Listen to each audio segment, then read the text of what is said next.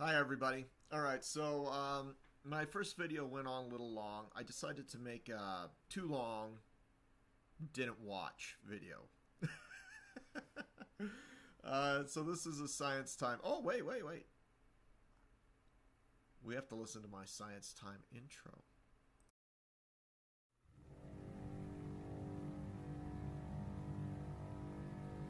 We now bring you something amazing.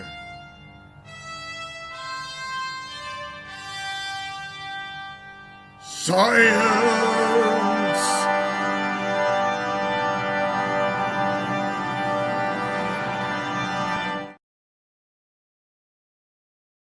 There, now I have the mic on.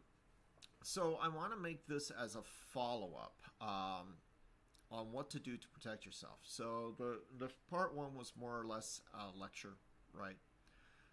Wanted you to see the individuals that I think are incredibly smart, help people find the right martial arts for them, while also stressing that martial arts is likely not going to save you in a street fight, not in the same way that you might think. It's not like in the movies at all. It's really not. It's also not really like UFC.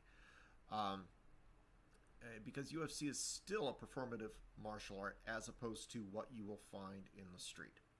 Now, having said that, let's go ahead and once again, I'm not getting paid for any of these products, but let me look at what comes up with self-defense. Pepper spray is always, it works. It works against bears. It works against people. Anyone who says, oh, pepper spray doesn't work, either they're not actually getting sprayed with pepper spray or whatever. The only thing that won't work well is if a person has essentially goggles that protect them from pepper spray getting into their body. Pepper spray, it can go up into their nose and it will screw them over. Go into their mouth, it won't really. It depends on how it goes into their mouth. But it will cause some problems. Safety alarms. These alarms make as much noise as you can. If somebody's attacking you, make as much noise as you can. Alarms can work. They can also piss off your attacker. Be aware of that. Pepper spray someone, turn on alarm, scream help, get out of the way. And they specify alarms for women, which kills me, because then you wind up with machismo, toxic masculinity that tells men that they have to stand and fight a mugger. An acquaintance of mine stood and fought a mugger. He has had kidney surgery for the last 2 years and kidney problems since it's happened. He won the fight and he got stabbed. One stab. Okay? This is not movie martial arts. This is not saying Kung Fu's better than Judo. No, it's nothing like that. This is reality. Okay? It's reality. And when you learn martial arts, you learn two things. You learn performative aspect. All martial arts is performative. All of it. There isn't a martial arts out there that isn't performative. But behind the performative, you're also learning how to control your body in an intense situation. If you went to school, you learned karate, boxing, wrestling. Even if you learned how to not get hit by a baseball while you're playing baseball, you're learning a skill. And that skill is controlling your emotions, controlling your body, controlling your thoughts in a high, intense, octane situation. That's the other aspect of martial arts. Because let me tell you, when somebody comes in to attack you, if you are capable of defending yourself, you're not going to worry about whether or not you're using karate or judo or jiu-jitsu or Wing Chun. You're going to be saying, okay, look, I can do this right now. Or I can do this right now, and then I can do that right now, and I can get up and I can move. Don't play around with the idea that you can put somebody to sleep by choking them either, for legal reasons and for safety reasons, for you and the other person. You may say, well, why should I worry about the other person? Trust me. It's I've never been stupid enough to get in a situation where I really harm somebody, where it would bother me. But I have known people. I've my cousin's friend, my own friend, have gotten in trouble even when it was self-defense. The people will teach you to eye gouge, right?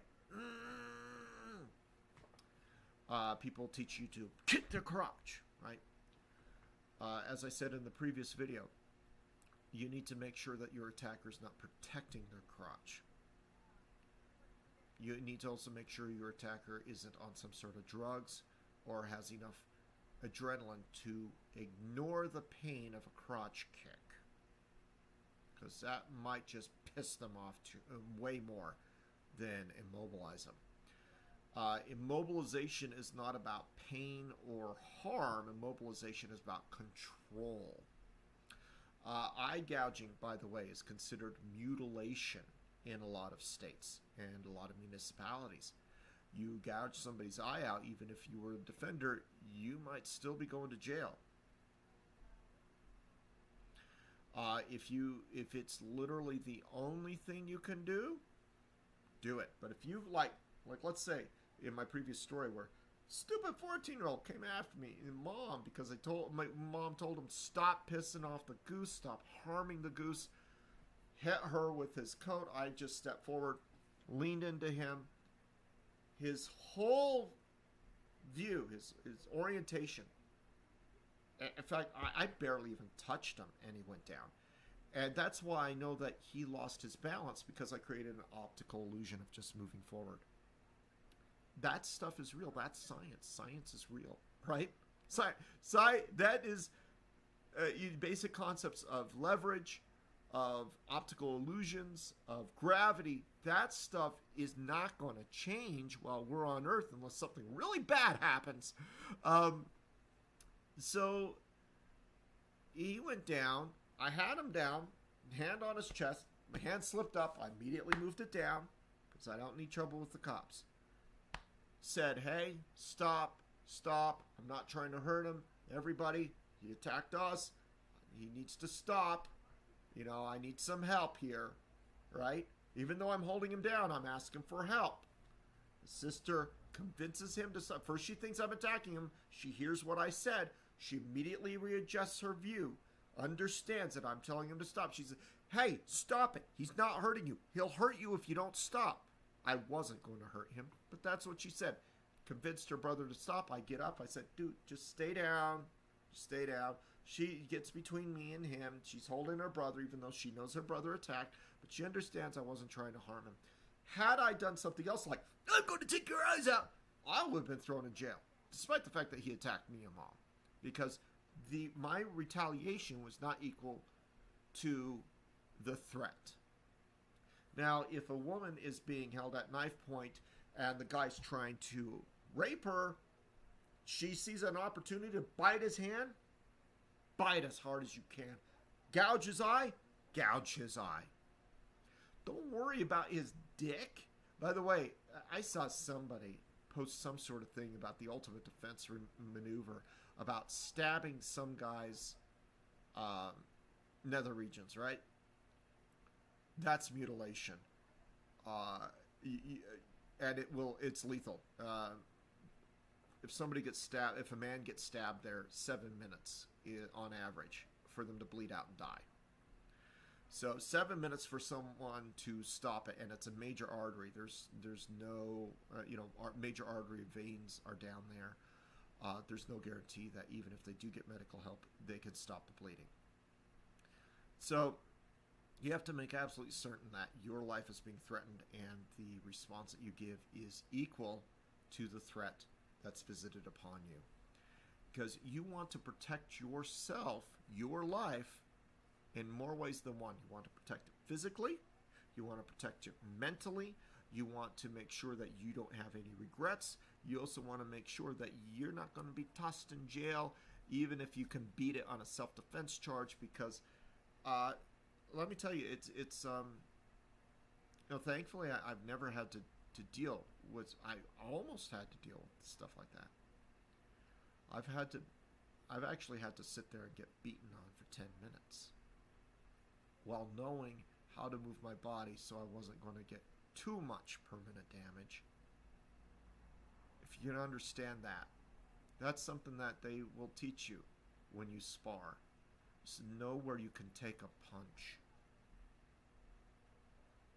And I had to sit there and just get pounded on, because the two individuals who initiated the fight, that's two eyewitnesses versus my own eyewitness. They tried to send me to jail. One of them actually tried to use it as a means to get leverage over the other person, to make out with a bunch of money and leave them high and dry. So there was motivation there for them to harm me, for them to try and goad me into harming them. And the cops came and they said, "We believe him," because I couldn't find any evidence that I did anything wrong, because I didn't. So I'm still dealing with a couple things from that. But had I not had the presence of mind to understand my situation physically and legally and socially with those two, I would not be here. Or I would be here with some sort of criminal thing on my background.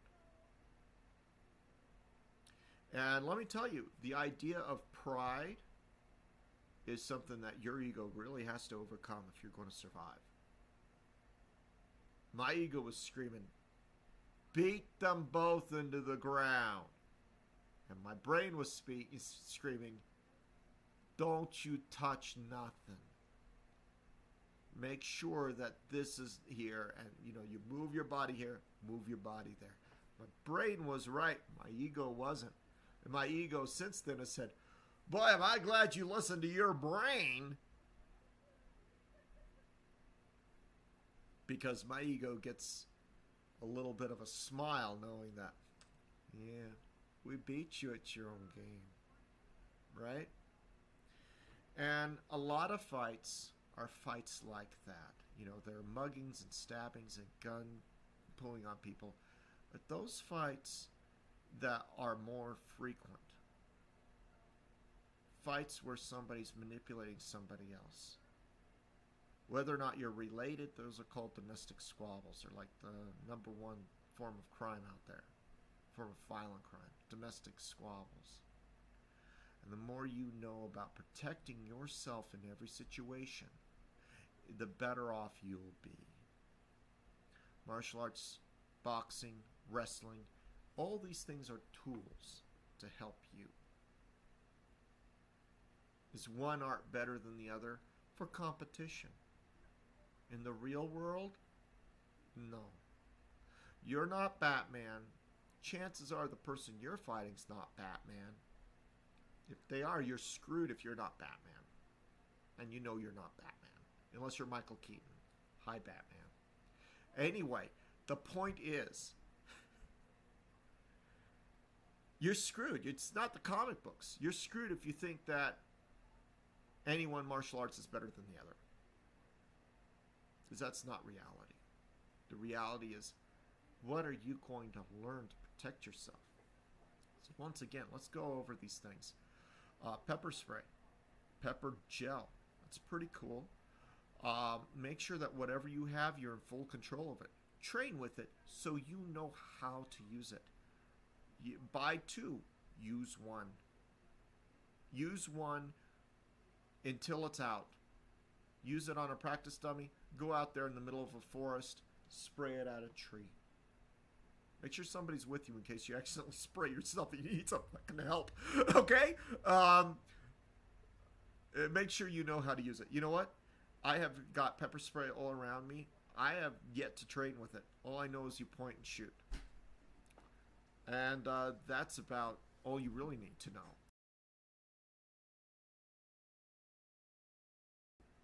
All right. Sorry, I had to answer real quick. Somebody came in. So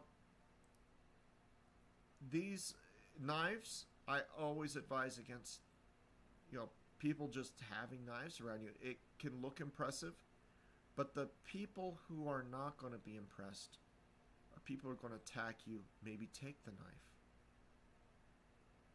You're giving a weapon to your enemy unless you know how to use it and are willing to use it the moment someone comes up to you.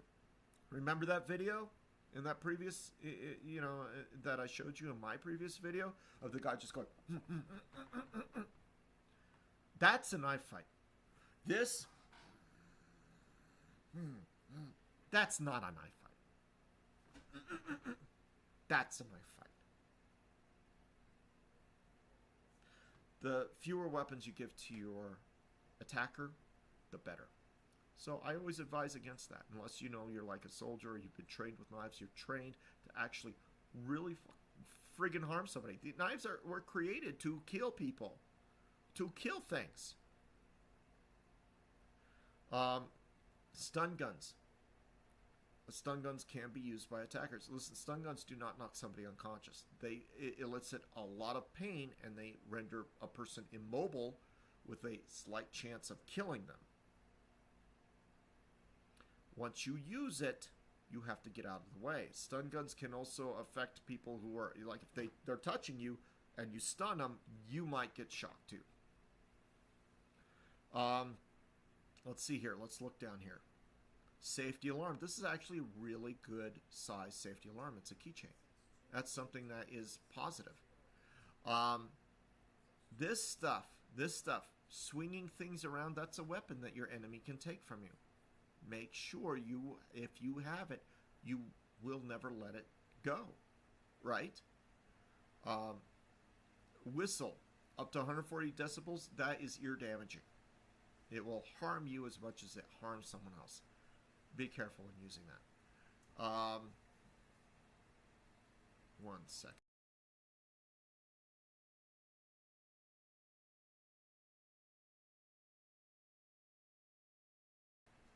All right. And what else here? These things. This is just an escape tool for, everybody should have something like that to escape their car, just in case. Pepper spray gun.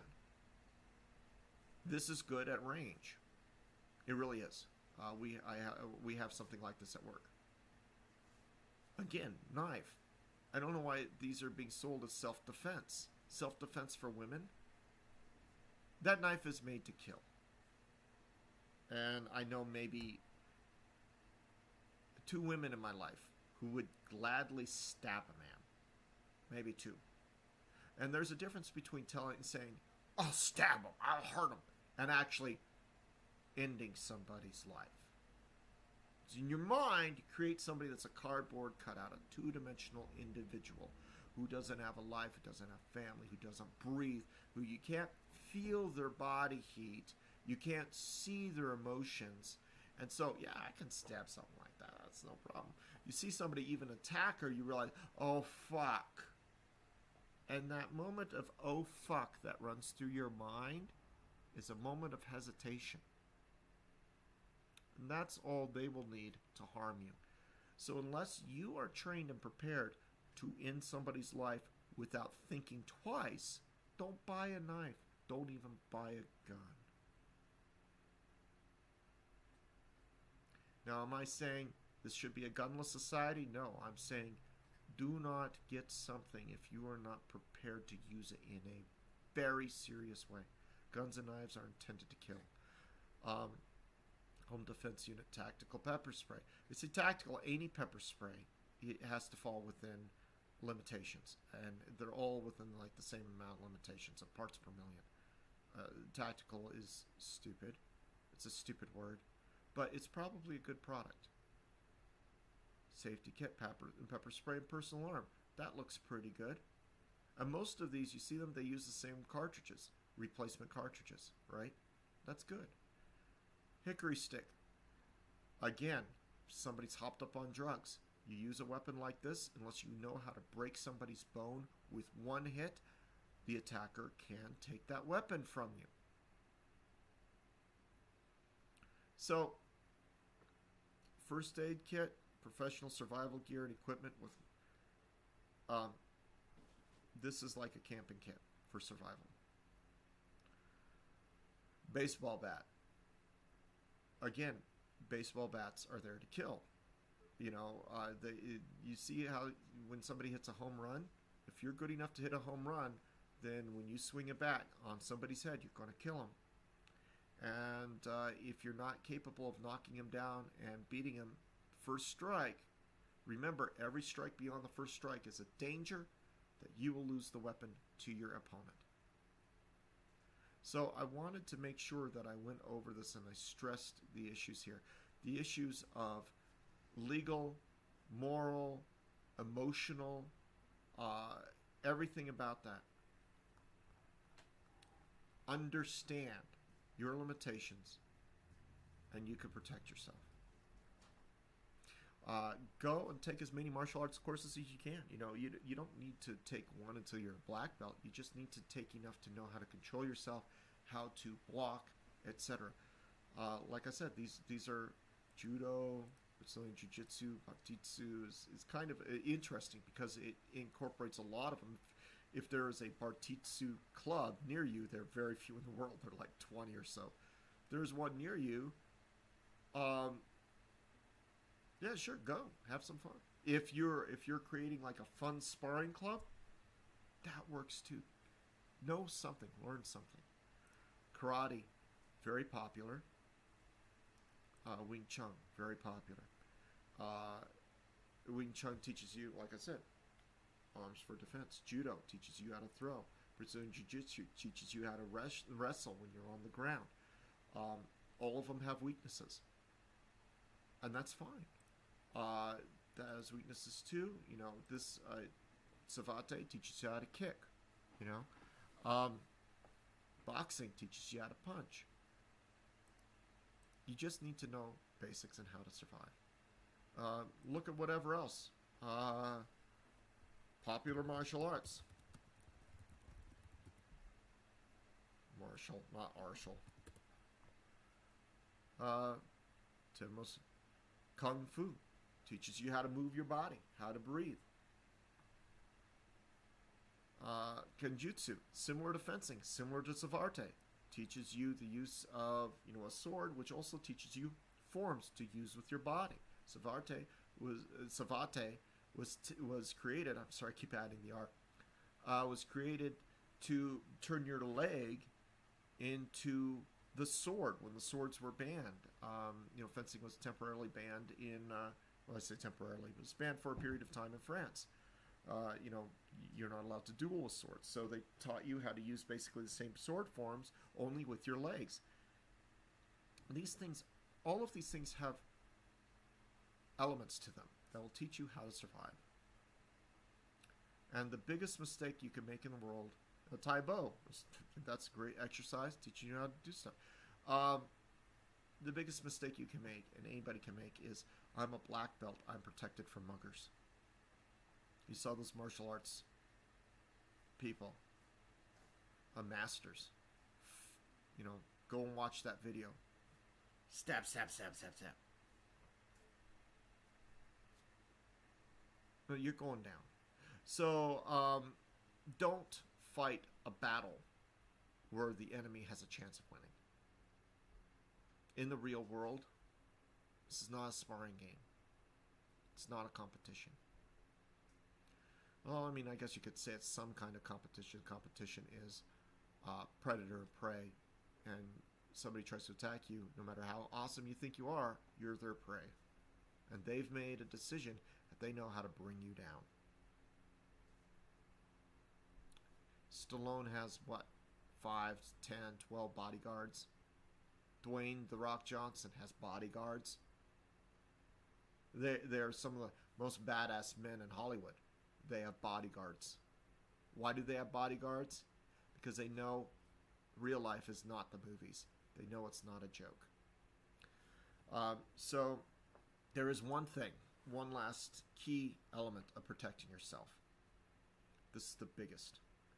A mugger comes asking you, demanding your wallet, whatever. There are a couple things that you can do.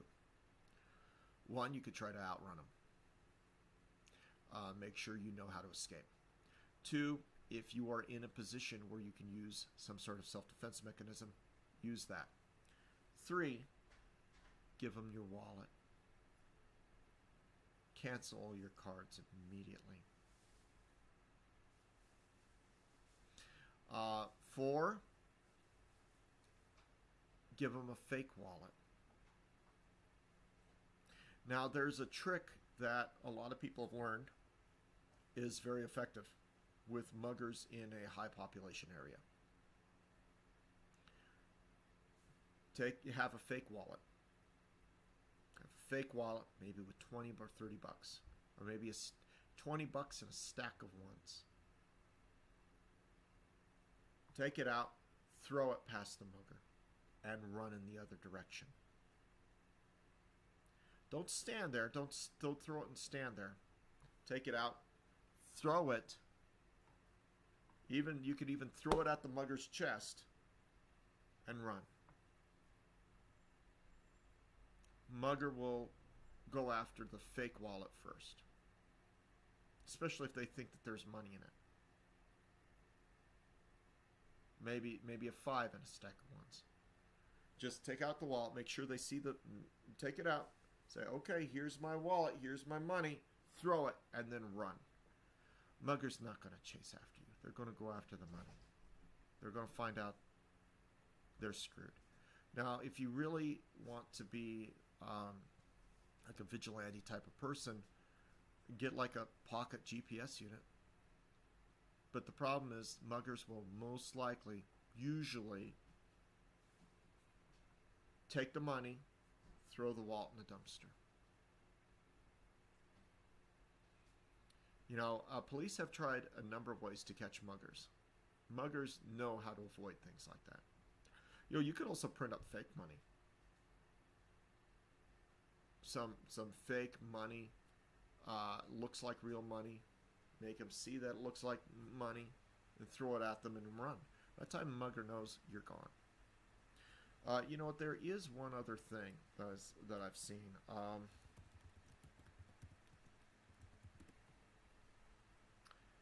This thing, like a wallet stun gun.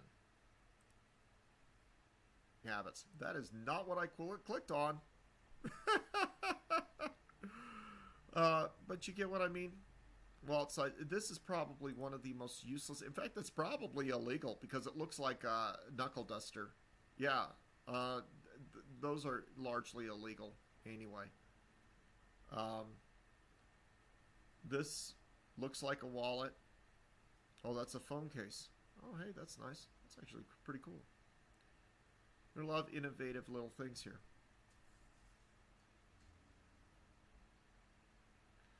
Anyway, so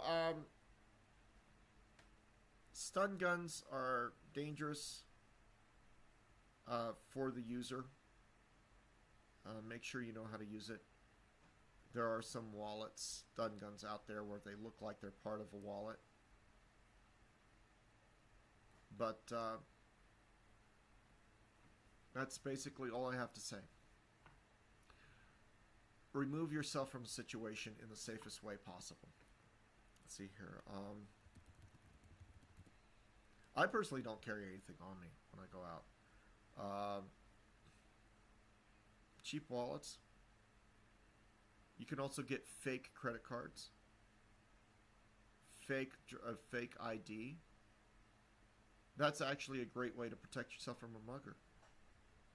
See it? Show them. This is it. Throw it. Run. And when you run, make sure that you have a means to escape.